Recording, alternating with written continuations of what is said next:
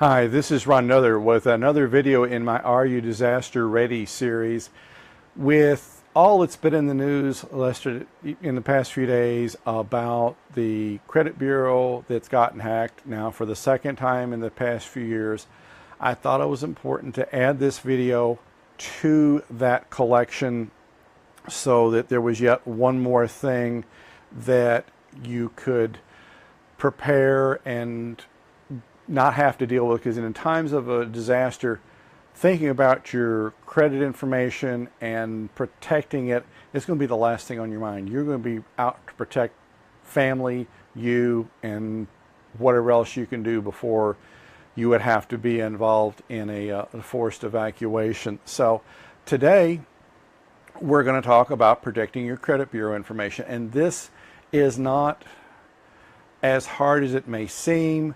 It really, when I went through the process of protecting my own accounts, and I started with nothing. The news stories I'd seen really didn't tell you anything other than you should go to the 3 credit bureaus. So I had to hunt the links down, and I went through it. But once I had the 3 links, it was less than 15 minutes. That is not bad. And in my case, the numbers that the news media was throwing out were really kind of on the high side. Now, some states may be higher. There may be those situations that are going to make it a little bit more expensive. But, be more concerned about watching the video and subscribe to, go to this URL on the bottom. You'll get the slide deck that I've used in doing this. So this is something that when you get the PDF, and I found out purely by accident, and if I had to do a delivery, I would have.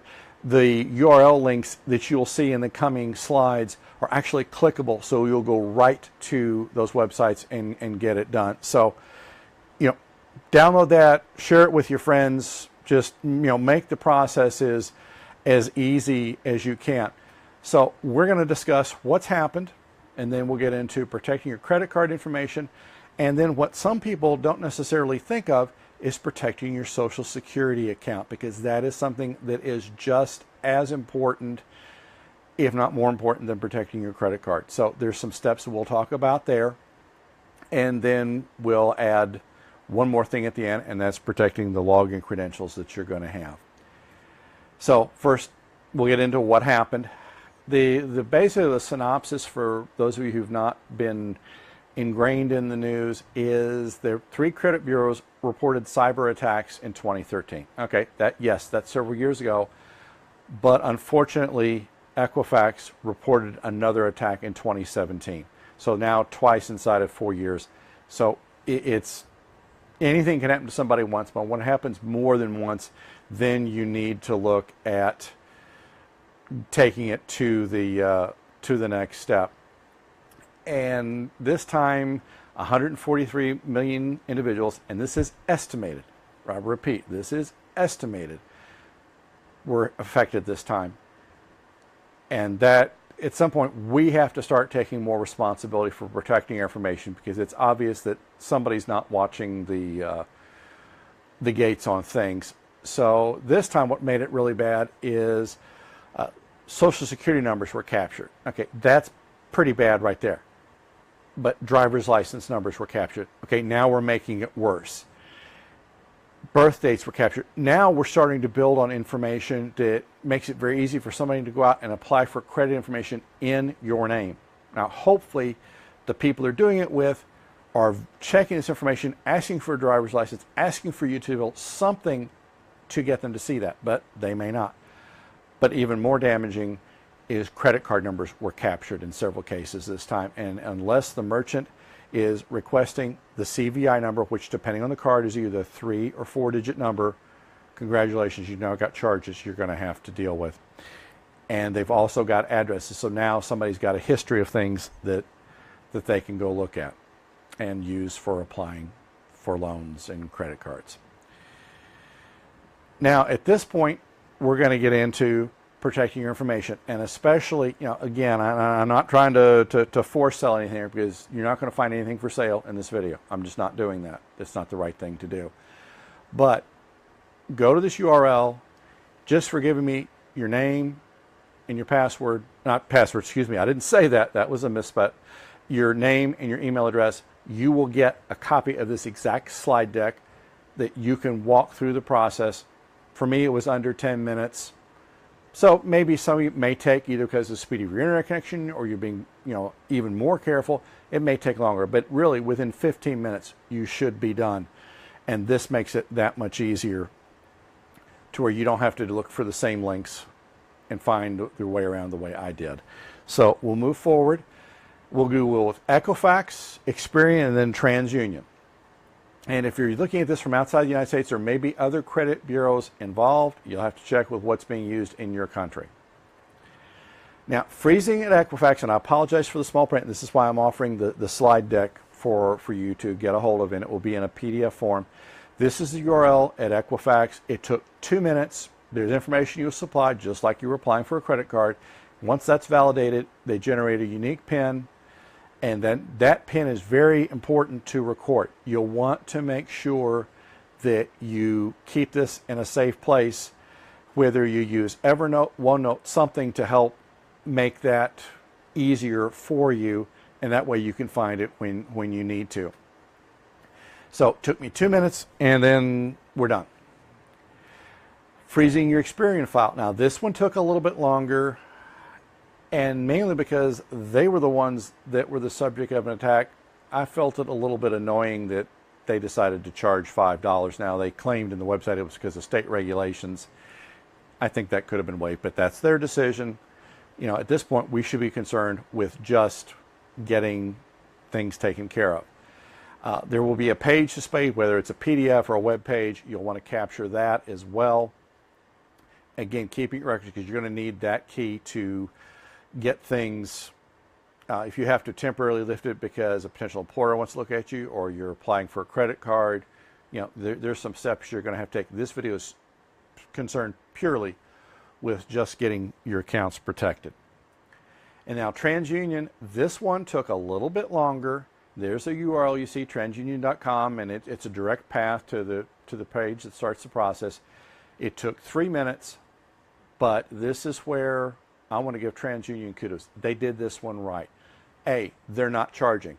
Bing, check mark for being concerned about the customer.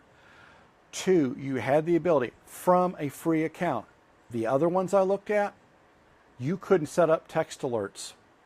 You had to subscribe to one of their plans, which was anywhere from $10 to upwards of $50 a month, depending on the features you wanted. And I realize they have some cost with doing it, but guys, really, there should be a better way to have handled that. But with a free account, I could send text alerts. You know what?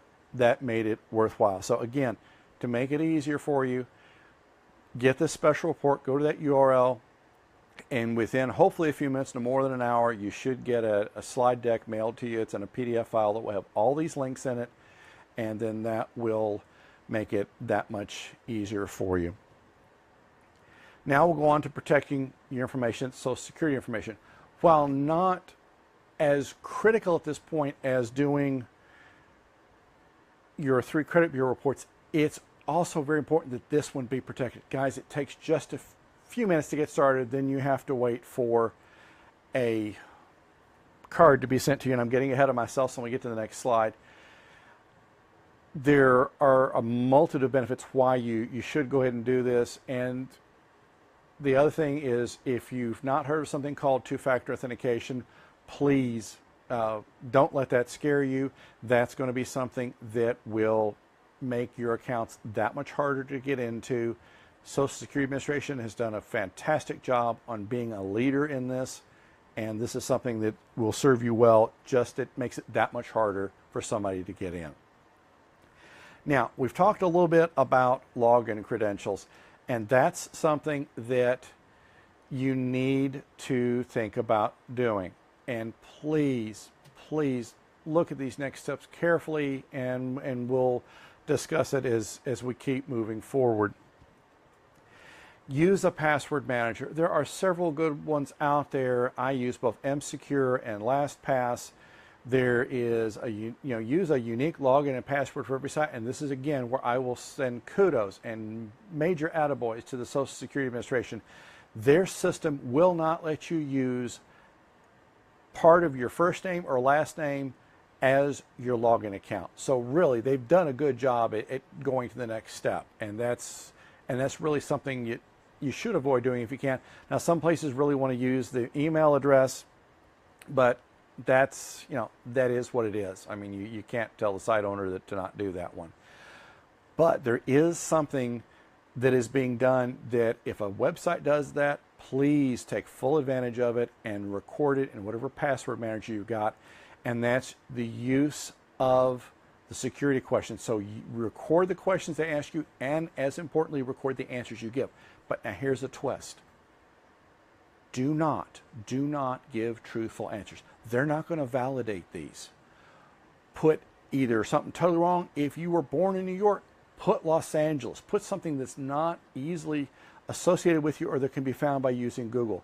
Or just put a random string of letters, numbers, capitalization, whatever, and then record that answer in the password manager, because now you've added another layer of protection to somebody being able to get into your account and reset the passwords.